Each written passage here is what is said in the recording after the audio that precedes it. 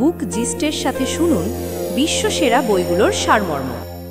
আসসালামু আলাইকুম বন্ধুরা, বুক গিস্টের জ্ঞানার্জনের এই যাত্রায় আপনাকে স্বাগতম। আমাদের একমাত্র উদ্দেশ্য হল সেরা বইয়ের নির্যাস আপনাদের কাছে পৌঁছে দেওয়া। সবার আগে মন থেকে ধন্যবাদ জানাই আমাদের সাবস্ক্রাইব করে পাশে থাকার জন্য।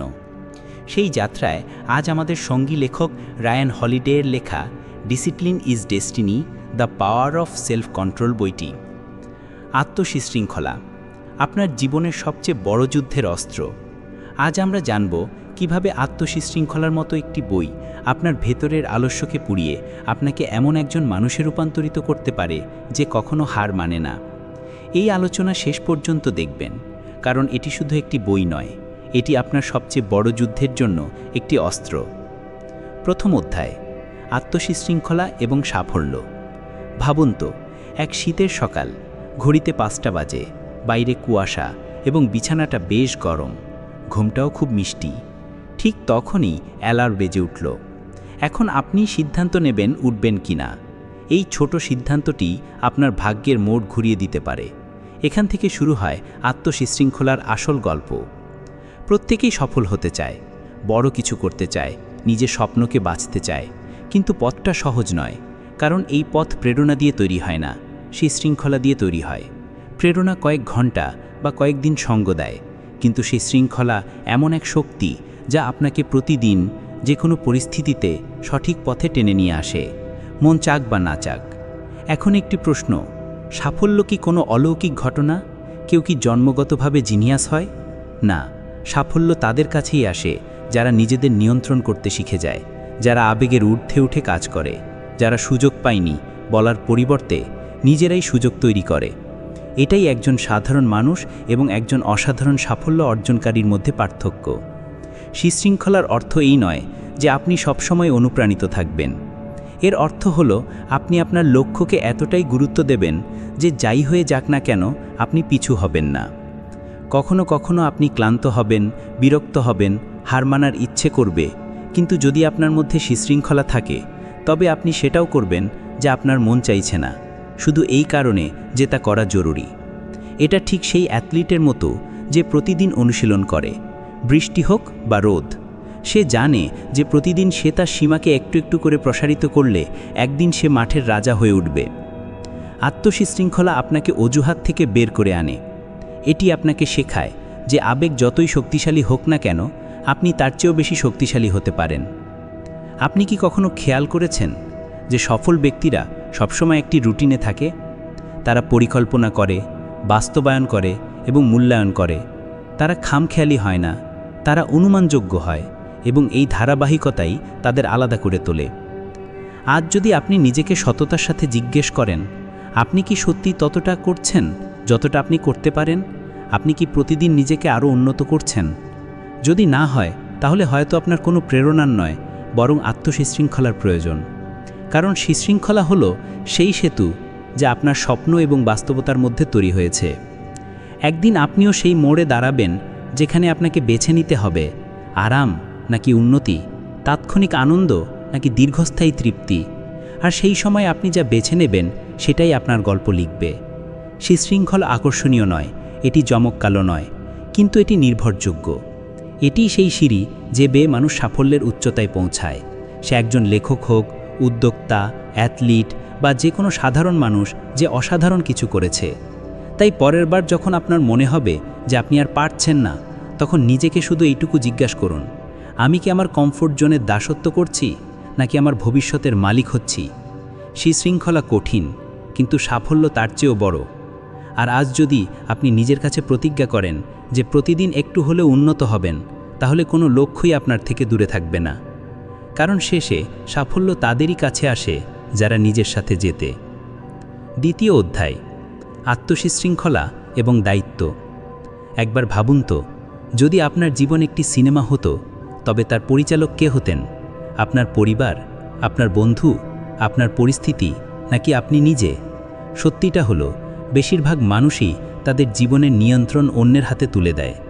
কেউ বলে আমি এটা করতে পারিনি কারণ আমার কাছে যথেষ্ট সম্পদ ছিল না, কেউ বলে আমি সুযোগই পাইনি, আর কিছু মানুষ তো সারা জীবন এটাই ভাবতে থাকে যে ভাগ্য তাদের সঙ্গ দেয়নি। কিন্তু একটি সত্য যা অত্যন্ত তিক্ত এবং ততটাই মুক্তিদায়ক, তা হলো আপনি আপনার জীবনের জন্য 100% দায়ী। হ্যাঁ, আপনার আনন্দ, আপনার আয়, আপনার স্বাস্থ্য, আপনার সাফল্য, এই সব কিছুই আপনার নিজের সিদ্ধান্তের উপর নির্ভর করে। এটা শুনতে সহজ মনে হলেও মেনে নেওয়া খুব কঠিন, কারণ দোষারোপ করা খুব সহজ। যদি কিছু ভুল হয়ে যায়, আমরা সঙ্গে সঙ্গে অন্য কাউকে দোষী সাব্যস্ত করি, সিস্টেমকে, অর্থনীতিকে, বাবা মাকে, শিক্ষকদের বা ভাগ্যকে। কিন্তু যতক্ষণ আমরা অন্যকে দায়ী করতে থাকব, ততক্ষণ আমাদের নিজেদের বদলানোর ক্ষমতা থাকবে না। দায়িত্ব নেওয়া মানে এটা স্বীকার করা যে আমার জীবনে যা কিছু ঘটছে তাতে আমারও অংশ আছে। আর যখন আপনি এটা স্বীকার করে নেন, তখন আপনার মধ্যে এক জাদুকরী রূপান্তর শুরু হয়, কারণ তখন আপনি আর শিকার নন, আপনি স্রষ্টা হয়ে যান। প্রতিদিন সকালে যখন আপনি ঘুম থেকে ওঠেন, তখন নিজেকে একটি প্রশ্ন করুন, আজ আমি এমন কি করতে পারি যা আমার জীবনকে একটু উন্নত করবে।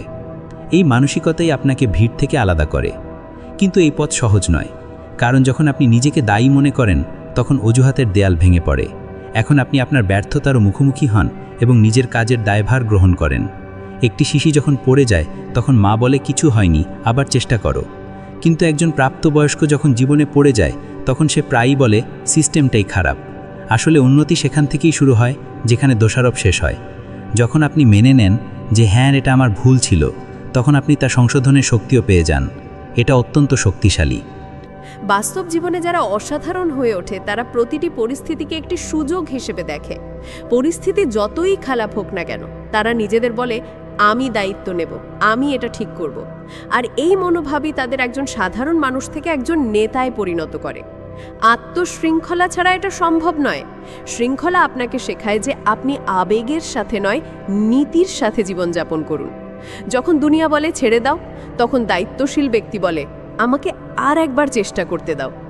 আপনার জীবনেও এমন অনেক মুহূর্ত এসেছে যেখানে আপনি কাউকে দোষারোপ করতে পারতেন, কিন্তু সত্যি করে বলুন, দোষারোপ করে কি কিছু বদলেছে? না, যা বদলেছে তা তখনই বদলেছে যখন আপনি নিজে কিছু করেছেন।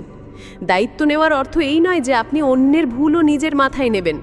এর অর্থ হলো আপনি নিজের শক্তিকে চিনতে পারবেন। আপনার পরিস্থিতি বদলানোর ক্ষমতা আছে, তা যতই কঠিন হোক না কেন। ভাবুন তো, যদি প্রত্যেক মানুষ তার জীবনের জন্য 100% দায়িত্ব নিত, তাহলে পৃথিবীটা কতটা শক্তিশালী হয়ে উঠত। কেউ পিছিয়ে থাকতো না, কারণ সবাই এগিয়ে যাওয়ার চেষ্টায় থাকতো। কোনো অভিযোগ নয়, শুধু উন্নতি। আর আজ যদি আপনি ভাবেন যে আমার কাছে সময় নেই, আমি পারবো না, বা আমার প্রেক্ষাপট ঠিক ছিল না, তবে এক মুহূর্ত থামুন এবং নিজেকে জিজ্ঞাসা করুন, আমি কি আমার জীবনের চালক হতে চাই, নাকি পেছনের সিটে বসে অন্যকে পথ ঠিক করতে দেব? দায়িত্ব একটি উপহার, বেদনাদায়ক হলেও শক্তিশালী। আর যদি আপনি আজ থেকে এটি গ্রহণ করা শুরু করেন, তবে আপনার জীবনে একটি নতুন অধ্যায়ের সূচনা হবে। কারণ আসল স্বাধীনতা সেখান থেকেই শুরু হয় যেখানে আপনি নিজের সিদ্ধান্তের মালিক হন। তৃতীয় অধ্যায়, আত্মশৃঙ্খলা এবং লক্ষ্য। একটি প্রশ্ন করে, আপনি কি কখনো ভেবেছেন যে আপনি জীবনে কি চান? মানে সত্যিই কি চান? কিছু লোক বলে আমি ধনী হতে চাই, কিছু বলে আমার অনেক নামডাক হোক, আর কিছু লোক শুধু এটুকুই বলে আমি শুধু সুখী হতে চাই। কিন্তু যখন আপনি তাদের জিজ্ঞাসা করেন কবে, কিভাবে, কোন পথে, তখন উত্তরে নীরবতা নেমে আসে। কেন? কারণ বেশিরভাগ মানুষ স্বপ্ন দেখে, কিন্তু তাকে লক্ষ্যে পরিণত করতে জানে না। আর লক্ষ্য ছাড়া জীবন ঠিক মানচিত্র ছাড়া ভ্রমণের মতো, না কোনো দিক নির্দেশ, না কোনো গন্তব্য। ভাবুন তো, আপনি একটি ট্যাক্সিতে বসে চালককে বললেন যে কোনো জায়গায় নিয়ে চলুন, সেই কি আপনাকে আপনার গন্তব্যে পৌঁছাতে পারবে? না। ঠিক এটাই হয় যখন আমাদের জীবনে স্পষ্ট লক্ষ্য থাকে না। আমরা শুধু চলতে থাকি, কখনো এদিকে কখনো ওদিকে, আর তারপর ক্লান্ত হয়ে বসে পড়ি এই ভেবে যে হয়তো ভাগ্যটাই খারাপ ছিল। কিন্তু সত্যিটা হলো ভাগ্য নয়, দিক নির্দেশ ভুল ছিল। আত্মশৃঙ্খলা এবং লক্ষ্যের মধ্যে একটি গভীর সম্পর্ক আছে। শৃঙ্খলা হলো সেই জ্বালানি যা আপনাকে প্রতিদিন আপনার লক্ষ্যের দিকে ঠেলে দেয়। এটিই সকালে তাড়াতাড়ি ওঠার কারণ হয়ে ওঠে, মোবাইল বন্ধ করার সাহস দেয় এবং মনোযোগ বিক্ষেপকারী জিনিস থেকে লড়াই করার শক্তি যোগায়। কিন্তু লক্ষ্য হলো আপনার ধ্রুবতারা, তাছাড়া শৃঙ্খলাও পথভ্রষ্ট হয়ে যায়। একটা বাস্তব উদাহরণ নেওয়া যাক। দুজন ছেলে আছে, অর্জুন আর দীপক। দুজনেই একই দিনে জিমে যোগ দেয়। প্রথম সপ্তাহে দুজনেই উদ্যমে ভরপুর, কিন্তু 2 মাস পর দীপক আর আসে না। অর্জুন এখনও জিমে আছে এবং প্রতিদিন নিজের শরীরকে আরও উন্নত করার চেষ্টা করছে। কেন? কারণ অর্জুন শুধু জিমে যোগ দেয়নি, সে একটি সুস্পষ্ট লক্ষ্য তৈরি করেছিল। 6 মাসে একটি ফিট শরীর, সুগঠিত পেশি এবং নিজের একটি স্বাস্থ্যকর সংস্করণ। তার একটি দর্শন ছিল। অন্যদিকে দীপকের কাছে কেবল প্রেরণা ছিল, যা 1 সপ্তাহের মধ্যেই উবে গেছিল। এটাই স্বপ্ন এবং লক্ষ্যের মধ্যে পার্থক্য। স্বপ্ন কেবল একটি কল্পনা, কিন্তু লক্ষ্য হলো একটি স্বপ্নকে বাস্তবে রূপ দেওয়ার রোডম্যাপ। লক্ষ্য তৈরি করার অর্থ শুধু ভাবা নয়, এটি একটি লিখিত প্রতিশ্রুতি যা আপনি নিজের কাছে করেন। আর যখন আপনি এই প্রতিশ্রুতি করেন, তখন শৃঙ্খলা আপনাকে তা পালন করতে সাহায্য করে। অনেকে মনে করে যে লক্ষ্য তৈরি করা সীমাবদ্ধ করে দেয়, কিন্তু সত্যিটা হলো এটি আপনাকে স্বাধীনতা দেয়। বিভ্রান্তি থেকে স্বাধীনতা, অনুশোচনা থেকে স্বাধীনতা, সময় নষ্ট করা থেকে স্বাধীনতা। যখন আপনি জানেন যে আপনি কি চান, তখন না বলা সহজ হয়ে যায়। আপনি কোনো অপরাধ বোধ ছাড়াই মনোযোগ বিক্ষেপকারী জিনিস থেকে দূরে থাকতে পারেন, কারণ আপনার মনোযোগ আপনার লক্ষ্যের উপর স্থির থাকে। শৃঙ্খলা আপনাকে থামতে দেয় না, আর লক্ষ্য আপনাকে পথভ্রষ্ট হতে দেয় না। মনে রাখবেন, কাজ ছাড়া লক্ষ্য কেবল একটি ইচ্ছা, আর শৃঙ্খলা ছাড়া কাজ টেকে না। এখন 1 মুহূর্তের জন্য আপনার চোখ বন্ধ করুন এবং কল্পনা করুন যে আপনি যা কিছু চেয়েছিলেন তা অর্জন করেছেন। একটি উন্নত ক্যারিয়ার, আর্থিক স্বাধীনতা, মানসিক স্থিতিশীলতা, শারীরিক সুস্থতা, একটি অর্থপূর্ণ সম্পর্ক। এবার চোখ খুলে ভাবুন, আপনি কি সেই দিকে প্রতিদিন এগোচ্ছেন? যদি না হয়, তাহলে হয়তো আপনার এখনও একটি লক্ষ্য নির্ধারণ করতে হবে। এমন একটি লক্ষ্য যা আপনাকে ভয়ও দেখাবে, উত্তেজিতও করবে এবং সেই আরামদায়ক অঞ্চল থেকে বের করে আনবে যেখানে আপনি আটকে আছেন। ছোট শুরু করুন, কিন্তু শুরু অবশ্যই করুন। আর যখন আপনি একবার লিখে ফেলবেন যে আপনার কি চাই, তখন আপনার চোখে এক নতুন স্বচ্ছতা আসবে, আর তারপর শৃঙ্খলা আপনাকে টেনে সেই গন্তব্যে নিয়ে যাবে। যে কোনো বড় অর্জন একটি স্বচ্ছতা দিয়ে শুরু হয়, আর একটি সাহস দিয়ে এগোয়। আমার কি চাই এবং এটি অর্জন করার জন্য আমি প্রতিদিন কি করতে পারি। তাই আজ শুধু এটুকুই করুন, একটি নোটবুক নিন এবং আপনার একটি লক্ষ্য লিখুন। কোনো অজুহাত নয়, কোনো দেরি নয়, শুধু লিখুন। কারণ যখন আপনি নিজেকে একটি দিক নির্দেশ দেন, তখন শুধু মহাবিশ্ব নয়, আপনার নিজের শৃঙ্খলাও আপনাকে সাহায্য করতে শুরু করে। আর তখন লক্ষ্য কোনো স্বপ্ন থাকে না, তা আপনার ভবিষ্যৎ হয়ে যায়। 4র্থ অধ্যায়, আত্মশৃঙ্খলা এবং অধ্যাবসায়। কখনো ভেবেছেন যারা বারবার পড়ে গিয়েও আবার উঠে দাঁড়ায় এটা কি করে করতে পারে? সবাই প্রতিভার কথা বলে, ভাগ্যের কথা বলে, কিন্তু যে জিনিসটা সবচেয়ে নীরবে কাজ করে আর সবচেয়ে বেশি প্রভাব ফেলে, তা হলো অধ্যাবসায়, অর্থাৎ লেগে থাকা। একটা সত্যি কথা বলি, এই পৃথিবীতে লক্ষ লক্ষ মানুষ প্রতি বছর তাদের স্বপ্নের সূচনা করে। কেউ ব্যবসা শুরু করে, কেউ ফিটনেস যাত্রা, কেউ বই লিখতে চায়, কেউ নতুন ক্যারিয়ারের পথ বেছে নেয়, কিন্তু মাত্র কয়েকজনেই গন্তব্যে পৌঁছাতে পারে। কেন? কারণ শুরু করা সহজ, কিন্তু লেগে থাকা খুব কঠিন। আর এখানেই আসে আত্মশৃঙ্খলার আসল ভূমিকা। অধ্যাবসায়ের মানে এই নয় যে আপনি কখনো হারবেন না। এর মানে হলো আপনি প্রতিটি হারের পর আবার উঠে দাঁড়াবেন এবং আবার চেষ্টা করবেন। একবার নয়, 100 বার। বাস্তব জীবনের উদাহরণ যদি বলি, টমাস এডিসন বৈদ্যুতিক বাল্ব তৈরি করার জন্য 1000-এরও বেশিবার পরীক্ষা করেছিলেন। লোক হাসত, বিদ্রূপ করত, কিন্তু তিনি থামা বেছে নেননি। প্রতিটি ব্যর্থতা থেকে তিনি কিছু শিখেছিলেন এবং অবশেষে অন্ধকারকে আলোয় পরিণত করেছিলেন। এখন আপনি হয়তো ভাবছেন, ও তো এডিসন ছিল, আমি তো একজন সাধারণ মানুষ। কিন্তু শুনুন, এডিসনের মধ্যে কোনো জাদু ছিল না। তার জাদু ছিল তার শৃঙ্খলা এবং তার লেগে থাকার জেদ। আর সেই জেদ, সেই অধ্যবসায় আপনার মধ্যেও আছে। প্রত্যেকবার যখন আপনি বলেন, আজ আর পারবো না, এখন ক্লান্ত, হয়তো আমি এর জন্য তৈরিই নই, ঠিক তখনই আপনি সেই কিনারা থেকে 1 পা পিছিয়ে যান যেখানে হয়তো আপনার জয় আপনার জন্য অপেক্ষা করছিল। সাফল্য কখনো সরল রেখায় চলে না। এটি একটি জিগজ্যাগ রাস্তার মতো, যেখানে কখনো চড়াই, কখনো উতরাই। কিন্তু যারা সেই জিগজ্যাগ পথে চলতে থাকে, তারাই অবশেষে সর্বোচ্চ শিখরে পৌঁছায়। ভাবুন তো, আপনি একটি ইউটিউব চ্যানেল শুরু করলেন। প্রথম কয়েক সপ্তাহ ভিউ এলো না, সাবস্ক্রাইবার বাড়ল না। যদি আপনার অধ্যবসায় না থাকতো, তাহলে হয়তো আপনি সেখানেই থেমে যেতেন। কিন্তু যে ক্রিয়েটার প্রতিদিন ভিডিও আপলোড করে, প্রতিদিন নতুন কিছু শেখে, দর্শকদের বোঝে, সেই একদিন ভাইরাল হয়। একইভাবে কোনো লেখক যখন খালি পাতা দেখেও লিখতে থাকে, কোনো উদ্যোক্তা বারবার প্রত্যাখ্যাত হয়েও তার আইডিয়া পেশ করে, কোনো অ্যাথলিট যখন প্রতিদিন অনুশীলন করে যদিও কেউ দেখছে না, এই সবাই নীরবে ধৈর্যের সাথে নিজেদের সাফল্যের কাছাকাছি নিয়ে আসে। আত্মশৃঙ্খলা আপনাকে বলে যে তখনও কাজ করো যখন মন চায় না, আর অধ্যবসায় শেখায় তখনও চলতে থাকো যখন পথ অস্পষ্ট। একটি প্রবাদ আছে, বিজয়ীরা কখনো হাল ছাড়ে না, আর যারা হাল ছাড়ে তারা কখনো জেতে না। এটা শুধু একটি উক্তি নয়, এটা সত্য। যারা ক্রমাগত চেষ্টা করে তারা অবশেষে খেলা জেতে, তা যে কোনো ক্ষেত্রেই হোক। হ্যাঁ, কখনো কখনো আপনি ক্লান্ত হবেন, মনে হবে সব কিছু বৃথা, কিন্তু এখানেই নিজেকে মনে করিয়ে দিন, আমি এত দূর এসেছি, এখন থামা আমার পক্ষে সম্ভব নয়। আত্মশৃঙ্খলা একটি পেশির মতো, আর অধ্যবসায় তার সহনশীলতা। আপনি যত বেশি এটি ব্যবহার করবেন ততই এটি শক্তিশালী হবে। তাই পরের বার যখন আপনার হাল ছেড়ে দেওয়ার মন হবে, শুধু এক মুহূর্ত থামুন এবং নিজেকে জিজ্ঞাসা করুন, আমি কি আর এক পা বাড়াতে পারি? কারণ হতে পারে সেই পরবর্তী পদক্ষেপ আপনার পুরো যাত্রার দিক পরিবর্তন করে দেবে। পঞ্চম অধ্যায়, আত্মশৃঙ্খলা এবং সময় ব্যবস্থাপনা। ভাবুন তো, যদি আপনার কাছে এমন একটি ব্যাংক অ্যাকাউন্ট থাকতো যেখানে প্রতিদিন সকালে ৮৬,৪০০ টাকা জমা হতো, কিন্তু একটি শর্ত থাকতো, যে টাকা আপনি সেদিন ব্যবহার করেনই তা রাতেই অদৃশ্য হয়ে যাবে, আপনি কি করতেন? অবশ্যই আপনি প্রতিটি টাকার সদ্ব্যবহার করতেন। এখন আরও একটি কথা জানুন, প্রত্যেক মানুষের কাছেই এমন একটি অ্যাকাউন্ট থাকে। পার্থক্য শুধু এই যে তাতে টাকা নয়, সময় আসে, প্রতিদিন ৮৬,৪০০ সেকেন্ড। আর যদি আপনি সেগুলি সঠিক জায়গায় বিনিয়োগ না করেন, তবে তা চিরকালের জন্য চলে যায়।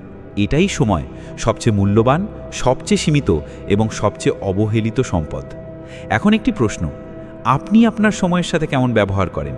আপনি কি প্রতিদিন সকালে একটি স্পষ্ট পরিকল্পনা নিয়ে ওঠেন, নাকি দিনের শুরুটাই বিভ্রান্তি দেওয়া হয় যে আজ কি করতে হবে, কোথা থেকে শুরু করব? আসলে অনেক মানুষ ব্যস্ত থাকে কিন্তু উৎপাদনশীল নয়। সারাদিন এদিক ওদিক ছোটাছুটি করে, ছোট ছোট জিনিসে জড়িয়ে থাকে এবং রাতে ক্লান্ত হয়ে বলে, আজও বড় কিছু করতে পারলাম না। আর এখানেই আত্মশৃঙ্খলা আর সময় ব্যবস্থাপনার আসল ভূমিকা আসে। সময়কে পরিচালনা করা কোনো কৌশল নয়, এটি একটি মানসিকতা। এটি সেই শিল্প যা একজন সাধারণ মানুষকে অসাধারণ করে তোলে, কারণ যে সময়কে নিয়ন্ত্রণ করতে পেরেছে সে জীবনকে নিয়ন্ত্রণ করতে পেরেছে। এবারে একটি বাস্তব পরিস্থিতিতে আসা যাক। ধরুন দুজন লোক আছে, রোহিত আর করণ। দুজনেই একই চাকরি করে, একই অফিসে, একই বেতনে। কিন্তু রোহিত প্রতিদিন সকালে তাড়াতাড়ি উঠে দিনের পুরো সময়সূচি তৈরি করে নেয়। সে জানে 10টায় তাকে কোন কাজটি করতে হবে, দুপুরে প্রাধান্য কী এবং সন্ধ্যায় আত্মোন্নতির জন্য কত সময় দিতে হবে। অন্যদিকে করণ স্নুজ মারে, দেরিতে ওঠে, তাড়াহুড়ো করে অফিসে পৌঁছায়, কাজের মাঝে বারবার মোবাইল চেক করে এবং সন্ধ্যায় হতাশ হয়ে পড়ে। এবার আপনি বলুন, কয়েক বছর পরেই দুজনের জীবনে কতটা পার্থক্য হবে? শুধু শৃঙ্খলা এবং সময় ব্যবস্থাপনার কারণে রোহিত সেই স্তরে পৌঁছে যাবে যেখানে লোকেরা বলবে, ইয়ার এ তো ভাগ্যবান। কিন্তু সত্যিটা হলো, সে তার ভাগ্য নিজের শৃঙ্খলা এবং পরিকল্পনা দিয়ে তৈরি করেছে। সময় ব্যবস্থাপনার প্রথম নিয়ম হলো প্রত্যেকটি দিনকে ইচ্ছাকৃতভাবে তৈরি করা। অর্থাৎ দিন শুরু হওয়ার আগেই ঠিক করা উচিত যে আপনাকে কি অর্জন করতে হবে। শৃঙ্খলা আপনাকে এই শক্তি দেয় যে আপনি মনোযোগ বিক্ষেপকারী জিনিস থেকে বাঁচতে পারেন। যখন আপনার মোবাইল বারবার বাজে, যখন নেটফ্লিক্স আপনাকে ডাকে, যখন বন্ধুদের আমন্ত্রণ আসে, তখনও আপনি আপনার লক্ষ্যকে বেছে নেন, আপনার সময়ের সম্মান করেন। সময় ব্যবস্থাপনা কোনো বিরক্তিকর রুটিন নয়, এটি আত্মসম্মানের একটি উপায়। যখন আপনি বলেন আমার সময় নেই, তখন আসলে আপনি বলছেন আমার প্রাধান্য নেই। কারণ সত্যিটা হলো, আমাদের সবার কাছেই ততটাই সময় আছে যতটা কোনো বিলিয়নারের কাছে থাকে। পার্থক্য শুধু এই যে সে তার প্রতিটি মিনিট কিভাবে ব্যবহার করে আর আমরা কিভাবে করি। আত্মশৃঙ্খলা আপনাকে শেখায় যে প্রত্যেক কাজের একটি সঠিক সময় থাকে। এটি আপনাকে শেখায় যে জরুরি এবং গুরুত্বপূর্ণের মধ্যে পার্থক্য করা কতটা জরুরি। কারণ যারা কেবল জরুরি কাজের পেছনে ছোটে, তারা কখনো গুরুত্বপূর্ণ লক্ষ্যের উপর মনোযোগ দিতে পারে না। সফল ব্যক্তিরা দিনের সবচেয়ে প্রোডাক্টিভ ঘণ্টাগুলি, অর্থাৎ সকালের কয়েক ঘণ্টা, তাদের সবচেয়ে কঠিন এবং প্রভাবশালী কাজে ব্যয় করেন, যেখানে বাকিরা সেই ঘণ্টাগুলি স্ক্রলিং আর স্নুজিংয়ে নষ্ট করে। এবার একটি ছোট গল্প শুনুন। একজন ছাত্র ছিল যাকে পরীক্ষার প্রস্তুতি নিতে হতো। তার কাছে 10 দিন ছিল, কিন্তু সে প্রতিদিন কাজ ফেলে রাখত। কাল থেকে শুরু করব। আর শেষ 2 দিনে ঘাবড়ে গিয়ে সব কিছু মুখস্থ করার চেষ্টা করল। ফল এলো ফেল। অন্যদিকে আরেকজন ছাত্র ছিল যে প্রতিদিন 2 ঘন্টা শুধু পড়ার জন্য ঠিক করেছিল। সে মনোযোগ বিক্ষেপ্তকারী জিনিস এড়িয়ে চলেছিল, সময়সূচি মেনে চলেছিল এবং ফলাফলে শীর্ষস্থান অধিকার করেছিল। পার্থক্য কী ছিল? একই সিলেবাস, একই দিন, শুধু একজন সময়কে আয়ত্ত করেছিল আর একজন সময় নষ্ট করেছিল। আজ যখন আপনি এটা শুনছেন, তখন হয়তো আপনার কাছেও এমন লক্ষ্য আছে যা আপনি স্থগিত করে আসছেন। যখন সময় পাবো তখন করব, যখন সঠিক মুহূর্ত আসবে তখন শুরু করব। এ সবই ভ্রম। কারণ সত্যি এটাই, সঠিক সময় কখনো আসে না, আপনাকে তা তৈরি করতে হয়। সময় ব্যবস্থাপনা এবং আত্মশৃঙ্খলা আপনাকে সাধারণ থেকে অসাধারণ করে তুলতে পারে, কিন্তু তখনই যখন আপনি প্রতিটি দিনকে সচেতনভাবে যাপন করবেন। তাই আজ থেকে প্রতিদিন সকালে একটি পরিকল্পনা নিয়ে উঠুন। ঠিক করুন কোন কাজটি আপনাকে আপনার লক্ষ্যের কাছাকাছি নিয়ে যাবে, এবং তারপর কোনো মনোযোগ বিক্ষেপকারী জিনিস ছাড়াই সেই কাজেই লেগে পড়ুন। কারণ একদিন নয়, 1 ঘন্টা নয়, একটি মিনিটের শৃঙ্খলা আপনার ভাগ্য নির্ধারণ করবে।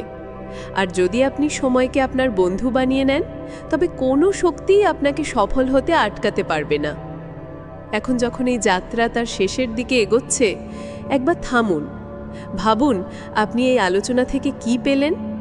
হয়তো আপনি জেনেছেন যে সাফল্য কোনো রহস্য নয়, কোনো জাদু নয়, এটি কোনো শর্টকাট নয় যা কেবল কিছু বিশেষ মানুষই জানে। সাফল্য একটি অভ্যেস যা সেই প্রতিটি মানুষের কাছে আসে যে নিজের সাথে লড়তে শিখে যায়। আত্মশৃঙ্খলা সেই শক্তি যা আপনাকে প্রতিদিন সকালে উঠে আপনার লক্ষ্যের দিকে ঠেলে দেয়, যদিও আপনি ক্লান্ত হন, মন না চায়, বা পুরো দুনিয়া আপনার বিরুদ্ধে দাঁড়িয়ে থাকে।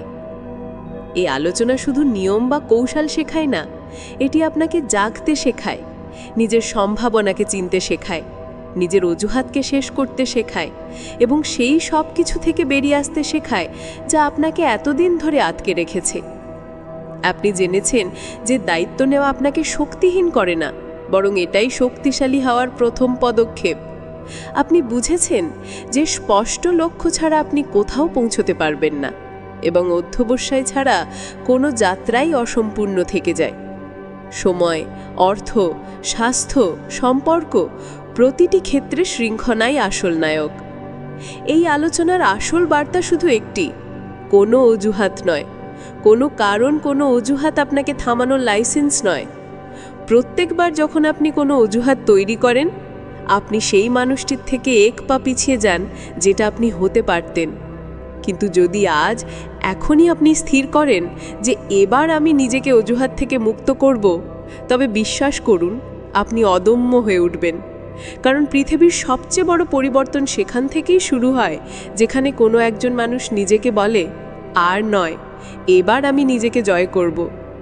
তো চলুন এই আলোচনার শেষ পাতাটা উল্টাই, কিন্তু এর আসল যাত্রা এখন শুরু হচ্ছে, আপনার জীবনে, আপনার প্রতিটি কাজে, আপনার প্রতিটি সিদ্ধান্তে। ধন্যবাদ।